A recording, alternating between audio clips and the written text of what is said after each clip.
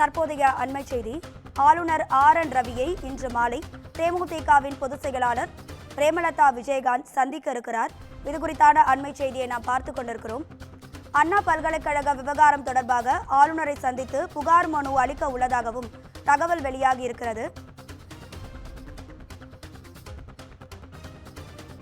ஆளுநர் RN ரவியை இன்று மாலை சந்திக்கிறார் தேமுதிகவின் பொதுச் செயலாளர் பிரேமலதா விஜயகாந்த். அண்ணா பல்கலைக்கழக விவகாரம் தொடர்பாக ஆளுநரை சந்தித்து புகார் மனு அளிக்க உள்ளதாகவும் தகவல் வெளியாகியுள்ளது. சட்டப்பேரவை தொடங்கி நடைபெற்று வரக்கூடிய இந்த நேரத்தில் ஆளுநர் RN ரவியை இன்று மாலை சந்திக்கிறார் தேமுதிக பொதுச் செயலாளர் பிரேமலதா விஜயகாந்த். அண்ணா பல்கலைக்கழக விவகாரம் தொடர்பாக ஆளுநரை சந்தித்து புகார் மனு அளிக்க உள்ளதாகவும் தகவல் வெளியாகியுள்ளது. இது தொடர்பான அண்மை செய்தியை நாம் பார்த்துக் கொண்டிருக்கிறோம்.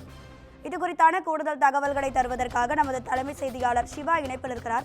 சிவா, வணக்கம். உங்க தகவல்களை சொல்லுங்க. ராதிகா, அண்ணா பல்கலைக்கழகத்தில் மாணவிக்கு நேர்ந்த வன்கொடுமை தொடர்பாக பல்வேறு அரசியல் கட்சியுடைய தலைவர்கள் ஆளுநரை சந்தித்து தொடர்பான புகாரை அளித்து வரக்கூடிய நிலையில தேமுதிக சார்பாக அதன் பொதுச் செயலாளர் பிரேமலதா விஜயகாந்த் இன்று மாலை 4 மணிக்கு தமிழ்நாடு ஆளுநரை சந்தித்து தொடர்பான புகார் மனுவை வழங்க இருக்கிறார். வெற்றி கழகத்தினுடைய தலைவர் விஜய் தொடங்கி பல்வேறு அரசியல் கட்சி தலைவர்கள் ஆளுநரை சந்தித்து தொடர்பான புகார் மனுவை அளித்திருந்தனர். இந்த விவகாரத்தில் ஆளுநர் உரிய தீர்வு காண வேண்டும், உரிய நடவடிக்கை எடுக்க வேண்டும், ஆளும் கட்சியை சேர்ந்த ஒரு முக்கிய நிர்வாகிகள் தொடர்பு இருப்பதாக சந்தேகம் எழுகிறது என்பன போன்ற பல்வேறு கேள்விகளோடும் வலியுறுத்தல்களோடும் ஆளுநரை சந்தித்த பல்வேறு கட்சியினுடைய தலைவர்கள் அந்த கருத்துக்களை முன்வைத்திருந்தனர். இந்த நிலையில்தான் இந்த விவகாரம் தொடர்பாக போராட்டத்தை முன்னெடுத்திருந்த தேமுதிகவும் இன்று மாலை 4 மணிக்கு ஆளுநரை சந்தித்து அதன் பொதுச் செயலாளராக இருக்கக்கூடிய பிரேமலதா விஜயகாந்த் ஆளுநரை நேரடியாக சந்தித்து தொடர்பான புகார் மனுவை அளித்திருக்கிறார்.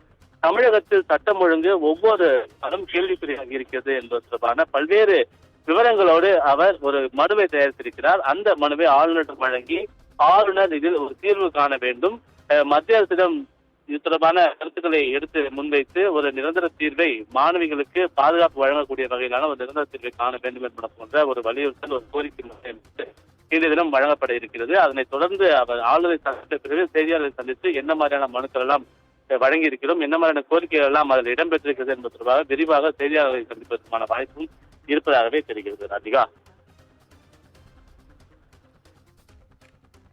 உங்க தகவல்களுக்கு நன்றி சிவா.